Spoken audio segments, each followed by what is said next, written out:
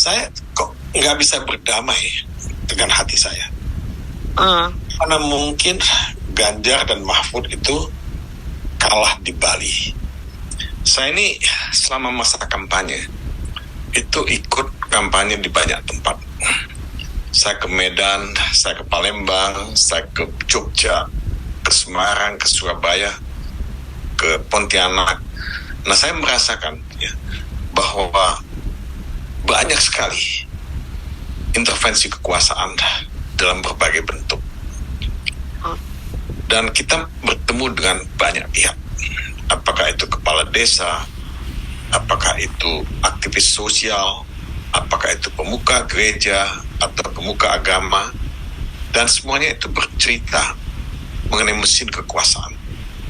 Mesin kekuasaan yang begitu banyak ya, menekan mereka, mengintervensi mereka, mendorong mereka untuk memilih paslon tertentu.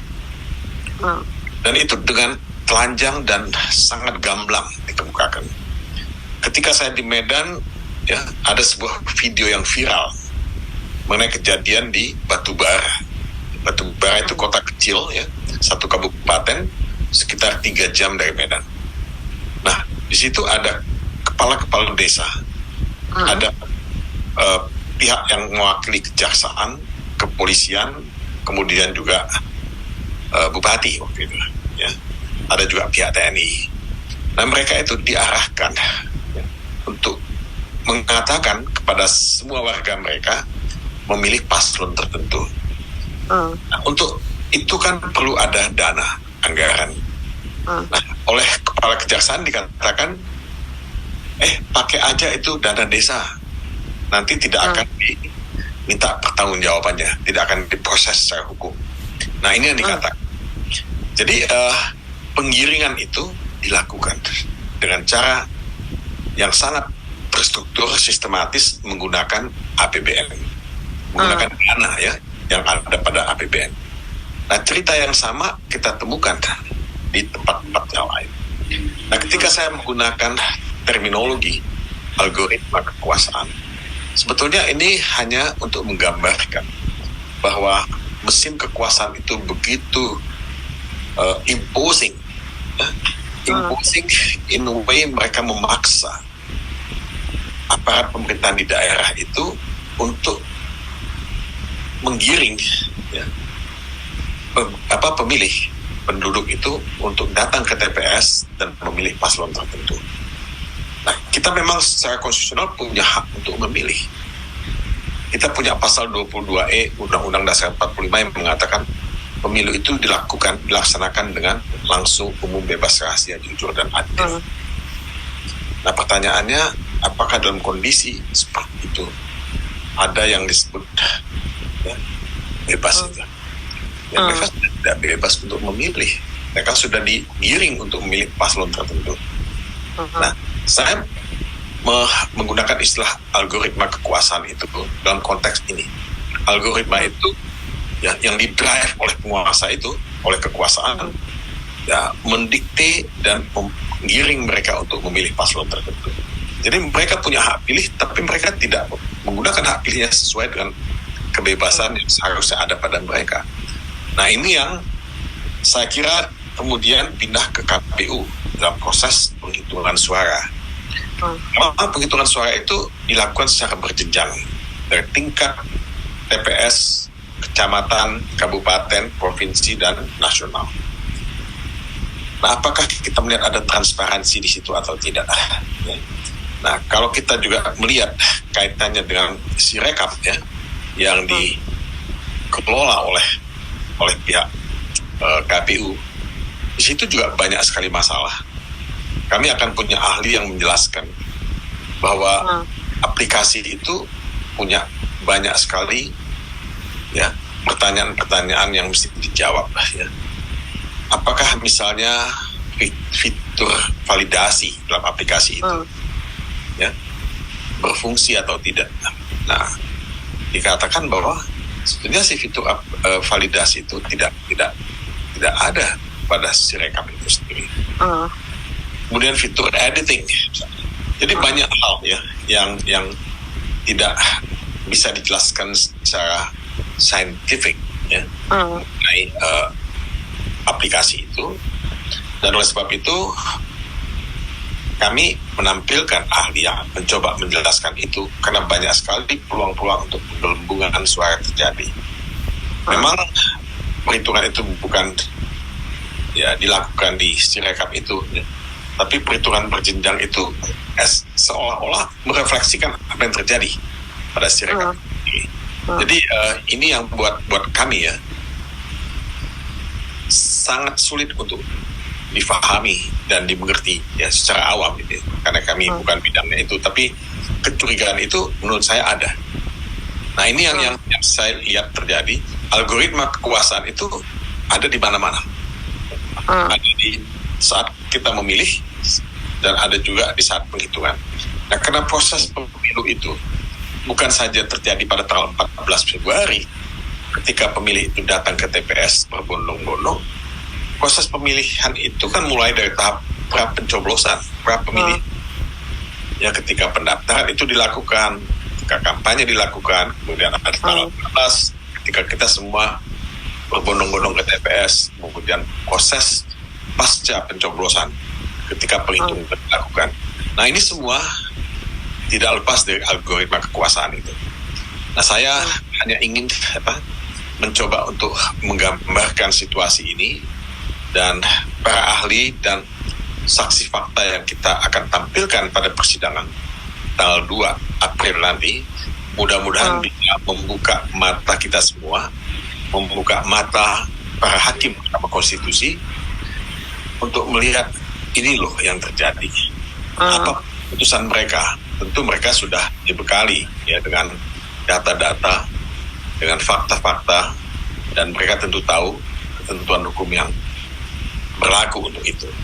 Nah, pertanyaannya adalah sejauh mana hakim Mahkamah Konstitusi mau membuka diri mereka? Sebab kalau kita melihat kemarin itu ada, bukan kemarin ya, kemarin itu kan hari Jumat libur, hari Kamis sidang kedua MK.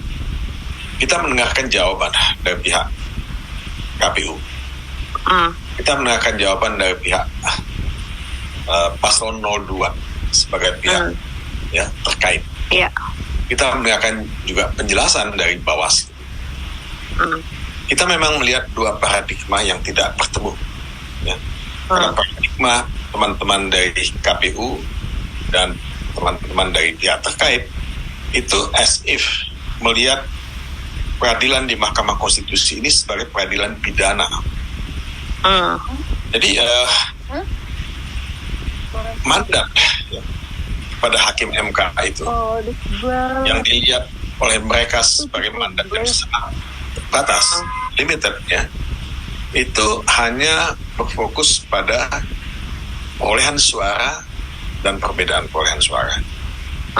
Dan itu semua mesti melalui pendekatan hukum yang formalistik, ya, normatif, dan pembuktiannya harus melakukan pembuktian pidana yang dalam hukum pidana disebut sebagai pembuktian yang meyakinkan, seyakin-yakinnya, beyond any reasonable doubt. Nah, agak sulit untuk menerapkan proses pembuktian ya pidana dalam perkara di Mahkamah Konstitusi.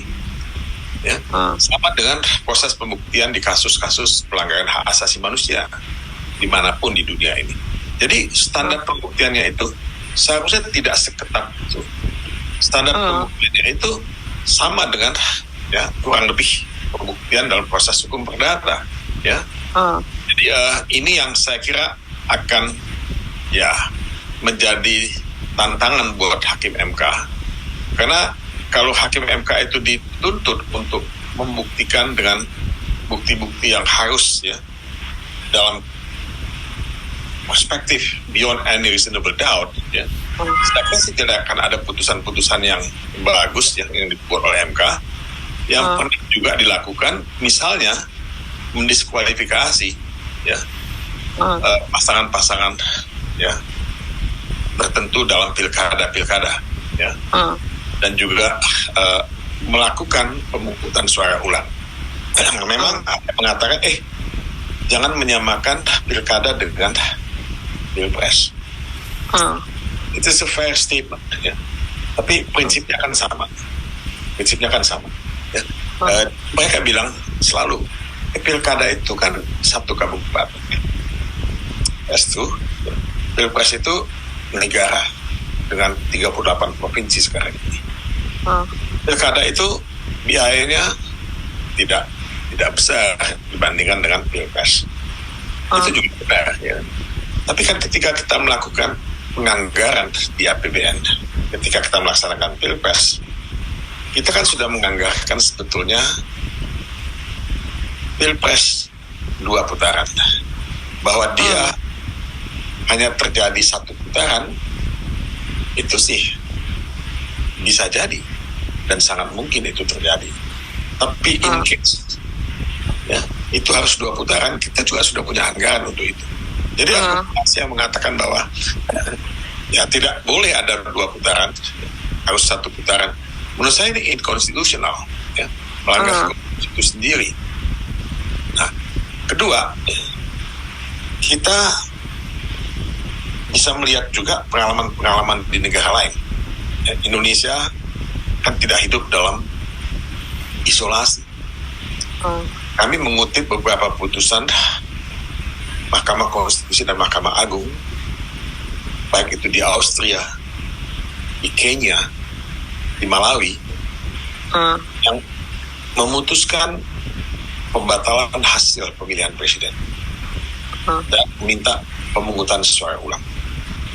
Nah, apakah kita harus meng-copy paste itu? Ya. Saya nggak mengatakan kita harus meng-copy paste itu, tapi kalau kita mencari kebenaran konstitusional, kita tidak boleh membuat ya rambu-rambu yang membatasi kita untuk mendapatkan kebenaran konstitusional itu. Yang menjadi pertaruhan kita apa sih sebetulnya dalam pilpres ini? Kalau buat saya sih pertaruhannya adalah kedaulatan rakyat itu sendiri. Rakyat itu punya kedaulatan untuk suara mereka. Dan suara mereka ini yang diberikan kepada siapapun yang akan memimpin negeri ini. Nah, menurut saya kedaulatan inilah yang perlu diprotek, dilindungi. Tidak boleh dia dicederai oleh algoritma kekuasaan yang memaksa mereka untuk memilih paslon tertentu. Saya terus terang, saya bukan anggota PDIP. Ya. Saya ikut sebagai profesional, ya, yang ingin menegakkan hukum, kebenaran, keadilan, dan konstitusi. Saya kan tidak buta sejarah. Saya tahu dan saya mengikuti pilpres sebelumnya. Bali itu bisa, Brad James mungkin tahu nih, ya. Bali itu daerah basis PDIP. Dulu namanya. Nggak pernah PDIP kalah di Bali. Kalau kita melihat Jawa Tengah, Yogyakarta, itu juga basis PDIP. Mereka selalu menang. Dan Ganjar berasal dari sana. Nah, kalau kita melihat Sulawesi Utara, NTT, ya, kalau kita melihat Kalimantan Barat, kita melihat PDIP ya selalu menang di provinsi-provinsi itu. Nah, ada provinsi yang kita bisa sebut sebagai provinsi yang bisa dimenangkan oleh either party, either paslon. Ya, Sumatera Utara bisa jadi paslonnya PDIP yang menang, ya bisa jadi paslonnya Golkar atau Gerindra. Dia bisa swing dari satu paslon ke paslon yang lain. Tapi yang tadi dia sebutkan, saya kok nggak bisa berdamai dengan hati saya. Karena mungkin Ganjar dan Mahfud itu kalah di Bali, kan Sulawesi Utara. There's no way. Saya melihat dan merasakan denyut nadi rakyat ketika kampanye dan ketika saya turun ke bawah. Nah, pasti ada sesuatu yang salah, ya, dalam proses pilpres kali ini. Nah, ini yang ingin kita buktikan. At the end of the day, let me say this. It is not a matter of winning or losing.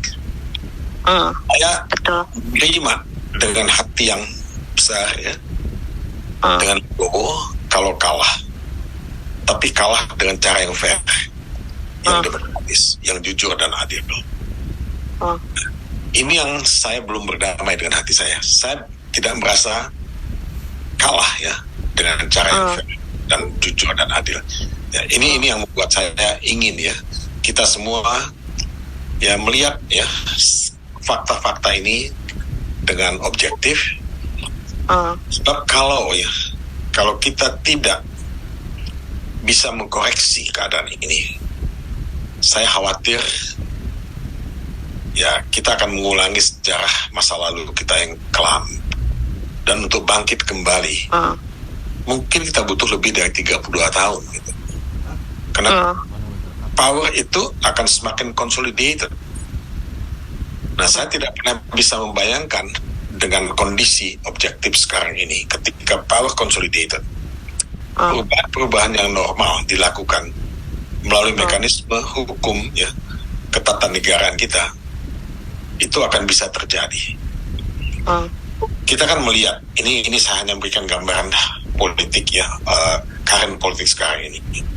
Ketika koalisi gemuk, koalisi yang melibatkan semua partai besar itu terjadi.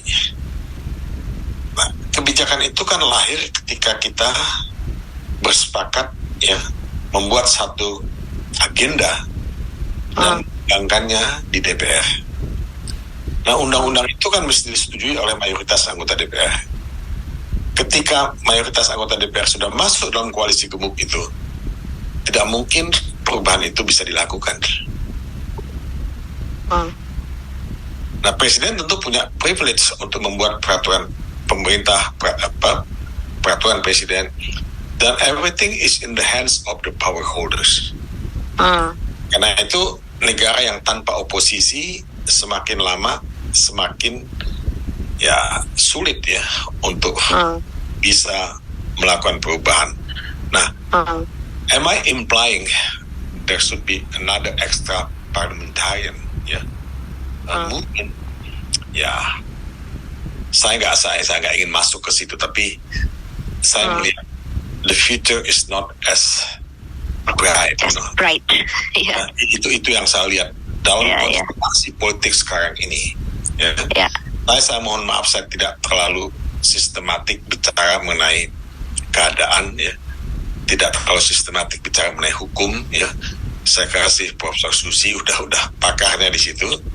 Ini saya agak menyimpang sedikit, tapi saya hanya ingin memberikan perspektif ini untuk dipikirkan oleh teman-teman semua.